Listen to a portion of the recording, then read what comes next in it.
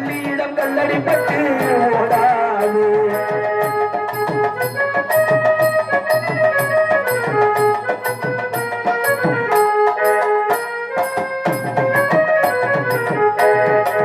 காடு கௌடாரிகளா மரங்கத்து பறவைகளா, காடு கௌடாரிகளா மரங்கத்து பறவைகளா, கண்ணமிகும் துணை குணத்தை நாடாது. இந்த இந்த வள்ளியிடம் கல்லடிப்பட்டு ஓடாது.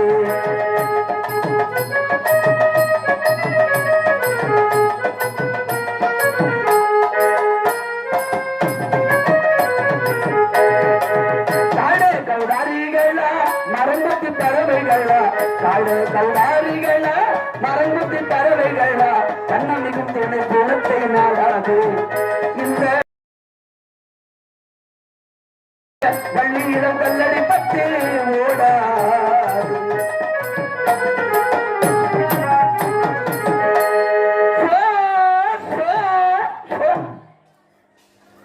காவல் காத்துக்கு மேல இந்த நாரத மகாமுனிவர் அந்த வழியா வந்தார். தேனினும் இணைய குரல் வாசை, அழகா ஒரு பெண் இந்த காட்டில் இந்த திரைப்படத்தில் இப்படி ஒரு பெண் குரல் எங்கிருந்து வருதுன்னு அந்த குரல் வந்த இடத்தை திசையை நோக்கி நாரதர் வர்றார். அங்க அவனில் படைத்த அத்தனை பொருளில் ஆண்டவன் இருக்கின்றான். ஆண்டவன் மனதில் அறிபறந்தாமல் அழகாய் சிரிக்கின்றான், அழகாய் சிரிக்கின்றான். அவனில் படைத்த அத்தனை பொருளில் ஆண்டவன் இருக்கின்றான். அறிந்தவர் மனதில் அறிபறந்தாமல் அழகாய் சிரிக்கின்றான், அவன் அழகாய் சிரிக்கின்றான். எத்தனை கோவில் கட்டிய போதும் மலைதான் அவன் வீடு. எத்தனை கோயில் கட்டிய போதும் மலைதான் அவன் வீடு. ஏழு மலைதான் அவன் வீடு. இன்றைய மனிதன் நாளைய வாழ்வில் இறைவனின் புகழ்பாடு. இறைவனின் புகழாடு. அவனில் படைத்த அத்தனை பொருளில் ஆண்டவன் இருக்கின்றான். அதை அறிந்தவர் மனதில் அறிபறந்தாவன் அழகாய் சிரிக்கின்றான், அவன் அழகாய் சிரிக்கின்றான். நல்லவர் தீயவர் அத்தனை பேரையும் நாரணன் அறிகின்றார். அவனில் நாட்டில் புரிகின்றார். நல்லவன் தீயவர் அத்தனை பேரையும் நாரணன் அறிகின்றான், நாரணன் அறிகின்றான். நல்லவன் தீயவர் அத்தனை பேரையும் நாரணன் அறிகின்றான். அவனே நாட்டில் புரிகின்றார். அவன் நாளொரு வேளையும் பொழுது வண்ணமும் காட்சியும் தருகின்றான். அவன் நாளொரு வேளையும் பொழுது வண்ணமும் காட்சியும் தருகின்றான், நமக்கு காட்சியும் தருகின்றான்.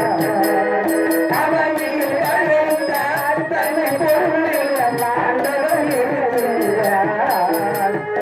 அறிந்தவர் மனதில் அறிபறந்தாவன் அழகாய் சிரிக்கின்றான், அவன் அழகாய் சிரிக்கின்றான். நாராயண நாராயண. அப்பெல்லாம் ஒரே நாரதர் தான். நாரதர் நிரம்பி வழிகிறார். அந்த நாரதன் கலகம் செய்தால் நன்மையில் முடியும், நன்மை நடக்கும், ஊர்ல நல்லது நடக்கும். அப்பெல்லாம் எங்க ஊர் பக்கத்தில் தெருவுக்கு ஒரு நாரதன் வரும். நடக்கிற திருநாவை நிறுத்தத்துக்கு என்ன வழி? ஒவ்வொரு வார்த்தையும் சரியா சொல்றீங்க. அந்த நாரதன் கலகம் செய்தால் நன்மை. இப்ப இருக்கிற நாரதன் கலகம் செய்தா இருக்கிறத நிறுத்திடுவான். ஆனால் நாரதர் அங்கிருந்து வர்றார். நாரதன் கலகம் நன்மையில் முடியும். நாரதர் வந்த உடனே பள்ளியம்மையார் பார்த்த அம்மா, யாரம்மா நீ இந்த வனத்திலே இப்படி காவல் புரிகிறாய்? யாரா இருந்தா உங்களுக்கு என்ன? நீங்க வந்த வேலை என்னவோ அந்த வேலையை பார்த்துன்னு போங்க சாமி. மடி உங்க இளவரசி எங்க இருக்கிறாங்க? இந்த காட்டு ராஜா நம்பிராஜனுடைய மகள் வள்ளி, அந்த அம்மாவை நான் பார்க்கணும். தோழிகள்லாம் கொண்டு போனாங்கம்மா, யாராவது ஒரு சாமியார் கொண்டு பார்க்கணுமா? வர சொல்லு. திரிகாலம் உணர்ந்தவர், உலகத்தை நினைக்கும் நேரத்தில் தரிசிக்கக்கூடியவர் நாரத மகாமன். வந்த உடனே வள்ளி அம்மா கை எடுத்து கூப்பிட்டாங்க. ஏம்மா, கல்யாண வயசுல மாப்பிள்ளைய பார்த்து கல்யாணம் பண்ணமா, குழந்தைங்களை பெத்தமா, குடும்பம் பண்ணமான்னு இல்லாம என்னமா இது காட்டுல வந்து திரைப்படத்துல மேலே நின்று ஆயல் ஓடிட்டு இருக்கிற நான் என்ன பண்றது? கல்யாணம் செய்துக்கணும்னு ஆசைதான், ஆனா எனக்கேத்த மாப்பிள்ளை வேணும்ல. அந்த அம்மா மனசுல முருகப்பெருமானை தான் திருக்கல்யாணம் பண்ணணும்னு தவம் இருக்கிறார். ஆனா இங்க மாப்பிள்ளை கிடைக்கலன்னா, நீ கவலைப்படாத, எங்க கந்த கடவுள் இருக்கிறார், அவர்கிட்ட போய் உன்னை பத்தி சொல்றேன், உன் அழகை சொல்றேன், உன்னுடைய அழகான குரல் வளர்த்து சொல்றேன், உன்னை கல்யாணம் பண்ணிக்க. நீங்க வேற சார், அவராவது வர்றதாவது எனக்கு கல்யாணம் பண்ணுறது வள்ளி என்ன அப்படி சொல்லிட்டு. நாரதன் நினைத்தால் முடியாத விஷயம் இந்த உலகத்தில் ஒன்று கிடையாது. அதெல்லாம் ஊருக்கு சரியா இருக்கு சாமி, எனக்கெல்லாம் சரிப்படாது. நீங்களாவது முருகப்பெருமான், ஏன்னா நாரதரை எவ்வளவு நம்ம அவமானப்படுத்தி பேசுறோமோ அவ்வளவு அவர் கோபம் வரும். சீக்கிரம் முருகப்பெருமான் வர்றதுக்கு அவர் ஏற்பாடு பண்ணுவார் அப்படின்னு மனசுல நினைச்சுக்கிட்டு அந்த கருணன் வருவான், கருணை புரிவான், கரம் பிடிப்பான். அதெல்லாம் ஏற்கனவே குரு சொல்லி கேட்டாச்சு. அப்ப முருகன் வரக்கூடாது, ஆனா சீக்கிரம் வரணும், அதான் பிரச்சனை. அதுக்காக நாரதரை வள்ளி அம்மையார் பேசுறாங்க. பருவ காலத்தை வீணாய் பழாக்க என்னலாமோ. பருவ காலம் வீணா போலாமா? கேளடி அம்மா. அவங்க சுவாமி திருக்கல்யாணம் அதனால இச்சா சக்தியை சேர வேண்டிய காலம் நெருங்கிவிட்டது, வள்ளியை மணக்கும் காலம் நெருங்கிவிட்டது சொல்றார். அப்போ 5 படை வீடுகள் அங்க முருகப்பெருமான் அங்கிருந்து வந்து காதலிக்கிறதுக்கு சௌகரியமா இருக்குமே இடம் பிடிச்சாராம் வள்ளி திருத்தணியில. ஏன்னா சித்தூர் அங்கிருந்து பக்கம், அவர் தென்னாட்டுல இருந்து தினம் வந்து போக முடியுமா? அதனால இங்க இடம் பிடிச்ச. இன்னைக்கு பாருங்க, அந்த திருத்தணிகையில 360 படிகள் நிறைந்த திருத்தணிப்படி. ஒரு நாளுக்கு ஒரு படியாக ஒரு வருஷம் முழுவதும் கடந்தால் திருத்தணி முருகப்பெருமானை பார்க்கலாம். அதனால்தான் டிசம்பர் 31ஆம் தேதி, ஜனவரி 1ஆம் தேதி படி உற்சவம் திருத்தணியில மிக சிறப்புடையது. வாய்ப்புள்ளவங்க அங்க வந்து பாருங்க. படி உற்சவம், படி பூஜை நடக்கும். இந்த மாதிரி தாய்மார்கள் நமக்கு பாட தெரியல, பேச தெரியல, ஒண்ணுமே தெரியல, பரவாயில்ல, மஞ்சள் குங்குமம் எடுத்து போய் ஒரு படிக்கு மஞ்சள் குங்குமம் வச்சு போனா போதும். அது கூட முடியலையா, ஒரு 10 பாயிட்டு கற்பூரத்தை வாங்கி போட்டு வெள்ளை கற்பூரம் ஒண்ணு கற்பூரத்தை ஏத்திக்கினே மலைக்கு போய் சாமி பாக்குறோம் உண்டு. நாங்கெல்லாம் போனா பஜனை பாடிக்கணும், திருப்புகழ் பாடிக்கணும், மேல போவோம். அம்மா எல்லாம் 40 ஆண்டு 45 காலமா பாடிக்கிட்டு இருக்கிறாங்க. நான் இப்ப சமீபமா ஒரு 10 வருஷ காலமா அது தொடர்ந்து போயிட்டு இருக்கோம். ராத்திரி ஒரு 9 to 10 மணி வரைக்கும் அம்மாவும் நானும் மேல திருத்தணி முருகப்பெருமான்கிட்ட உட்கார்ந்து பாடுற திருப்புகழ் பாடுற ஒரு வாய்ப்பு உண்டு வருஷம். அதுக்கப்புறம் மறுநாள் காலை ராக்கம்மாள் ஆரடி சன்னாசி ராக்கம்மாள் சத்திரத்துல பாடும்.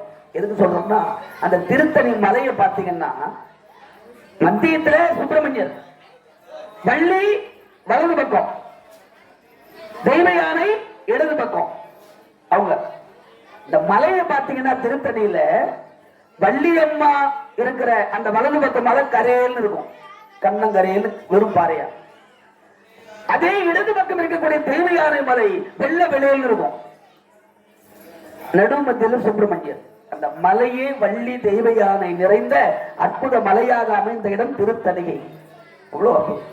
வள்ளலார் ராமலிங்க சுவாமிகளை கண்ணாடியில் ஆட்கொள்ள செய்த முருகப்பெருமான் ஞானக்கடவுள். ஒரு மயுடல் நினது திரு மலரடி நினைக்கின்ற உத்தமரம் உறவு வேண்டும், உள்ளொன்று வைத்த புறம் ஒன்று பேசுவார், உறவு கலவாமை வேண்டும். பெருநெறி பிடித்தொழுக வேண்டும், மதமான பேய்பிடியாதிருக்க வேண்டும், பெருமை பெரும் இனது புகழ் பேசவே வேண்டும், பொய்மை பேசாதிருக்க வேண்டும், மறு பெண் ஆசையை மறக்கவே வேண்டும், உனை மறவாதிருக்க வேண்டும், மது வேண்டும் இது வேண்டும், நான் வாழ வேண்டும். தருமமிகு சென்னையில் கந்த கோட்டத்துள் வளர்த்தலமோங்கு கந்த வேளே தன்முகத்துயமணி உன்முக சைவமணி சண்முக தெய்வமணியே. சென்னையில கந்தகோட்டத்து முருகப்பெருமானை வணங்க ஆரம்பித்த வள்ளலார் ராமலிங்கர் பிறகு அழகாக இந்த கண்ணாடி முன்பு அமர்ந்து முருகப்பெருமானை நினைத்து அங்கு தனிகை முருகப்பெருமான் வந்து கண்ணாடியில காட்சி கொடுத்தார். சீர்கொண்ட தெய்வ மதனங்களாரும் திகழ் கடப்ப மறுத்தார் கொண்ட தண்ணீர் தோள்களும் தாமரை தாள்களும் கூர் கொண்ட வேலும் மயிலும் நற்கோழி கொடியும் அருள் கார் கொண்ட வன்மை தனிகாசலம் என் கண்ணொற்றதே. ஆர் கார் கொண்ட வன்மை தனிகாசலம் என் கண்ணொற்றதே. கொண்ட வன்மை தனிகாசலமும் என் கண்ணுற்றதே. அழகான முருகப்பெருமான் அங்கே காட்சி கொடுக்க வள்ளலார் கூட தனிகை முருகன் தனிகையில வந்து இடம் முடிச்சார் சாமி. வள்ளியை போய் பார்க்கணும். போ எப்படி போறது? வேடுவ வடிவத்திலே வேடுவ குலத்து பெண்ணை பார்க்கறதுக்கு வேடுவ வடிவம் போட்டார் சுவாமி. அதே பரப்பிட்டு அங்க வள்ளி அம்மா இருக்கிற அந்த திரைப்படத்துல போய் காயாத கானகத்தே நின்றுளார் காரிகையே நற்காரிகையே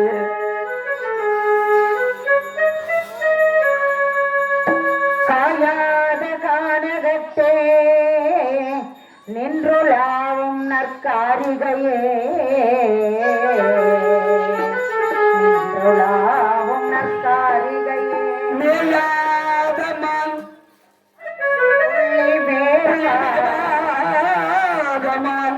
மேயாதமான் புள்ளி மேவாதமான் மேயாத மேயாத மேயாதமான் தாயாத கொம்பு ரெண்டு வளைந்திருந்தால் பாட்டு கேட்டு வள்ளிய மோதுட்டாங்க. யாரு அதுன்னு பார்த்தா ஒரு வேடுவன். யோ யாரியா நீ? எங்க வனத்துல வந்து மானு தேடின்னு என் கணைக்கு தப்பி மானொன்று வந்தது. அந்த மானை தேடி வந்தேன். என்ன மான்? தேடி வந்தேனே புள்ளி மானே தேடி வந்தேனே புள்ளி மானே நானே ஓடி வந்ததால் உனை தானே நானே தேடி வந்தேனே வள்ளிமானே. வள்ளிமானேவா? என்னது வள்ளிமானேவா? இல்ல இல்ல, நான் புள்ளிமான் தான் சொன்னேன். உன் காதுல வள்ளிமானு கேட்டுச்சா? திரும்ப ஒரு முறை பாடுங்க. நீ அது மாதிரிலாம் ஆசைப்படாது என் மேல. சரி சரி, திரும்ப ஒரு முறை பாடுங்க. தேடி வந்தேனே வள்ளிமானே. இப்படி நான் சொன்னேன் புள்ளிமானே தான் சொல்றேன். என்ன வம்பா போச்சு? தேனுலாவும் பூங்காவனம் அதில்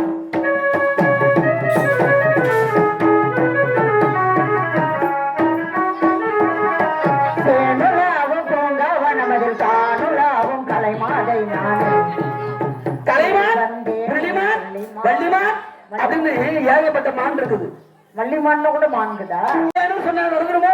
மாப்பிள்ள வேணும், கொஞ்சம் அமைதியா இருக்கு, வரட்டும் பார்க்கலாம் நேரங்கள். வள்ளி, இவ்வளவு தூரம் நீ சொன்ன வரைக்கும் இப்பவே போறேன். என் கந்த கடவுள் திருப்பரங்குன்றத்தில் இருக்கிற அவர்கிட்ட சொல்லி இங்க அழைத்து வந்து உனக்கு மனம் முடிச்சு வைக்கிறேன். திருப்பரங்குன்றத்துல கல்யாணம் பண்ணி தம்பதி சமேதரா முருகப்பெருமான் நிம்மதியா வாழ்ந்துங்கிறார். சூர சம்மாரம் முடிச்சு அங்க நாரதர் போய் கலந்து வைக்கிறார். முருகா முருகா முருகா முருகா முருகா. வாங்க நாரதரே, என்ன விஷயம்? அம்மா வீட்டுக்குதான்? இல்ல இல்ல, தெய்வான ஆள் இல்ல. இல்ல முருகா, நம்ம இங்க எதுவும் பேச பண்ண, வாங்கல கொஞ்சம் வெளியே போலாம். முருகப்பெருமான கூட்டிட்டு நாரதர் வெளியே வந்தார். என்ன நாரதரே, ஆஹா, இதை எப்படி சொல்லுவேன்? காட்டிலே கனி ஒன்று கண்டேன். கனியா? ஆமா, ஆளை பார்த்தா பழம் மாதிரி இருக்கும், அதுக்காக கனின்னு சொன்னேன். ஆனால் அவள் ஒரு கன்னி, அழகாக இசை பாடுவார். சுவாமி முருகா, நீங்க ஒரு முறை அந்த பொண்ணை வந்து பாருங்களேன், அப்படி ஒரு அழகு. அதனால இந்த முருகன் அந்த பெண்ணை கல்யாணம் பண்ணா கண்ணுக்கு அழகா இருக்குமேன்னு நாரதர் ஆசைப்பட்டாங்க. நாரதரே, நீங்க சொல்றது நடக்குமா? முருகப்பெருமானுக்கு ஒரு ஆசை வந்தது. ஏன்னா கடவுளுக்கு தெரியும், ஒரு மனிதராகட்டும் தெய்வமாகட்டும் 3 சக்திகள் வேணும். இச்சா சக்தி, கிரியா சக்தி, ஞான சக்தி. ஞானத்தின் வடிவம் அவர் கையில் கொண்டிருக்கிற வேல். கிரியை தெய்வ யானை, கிரியா சக்தி.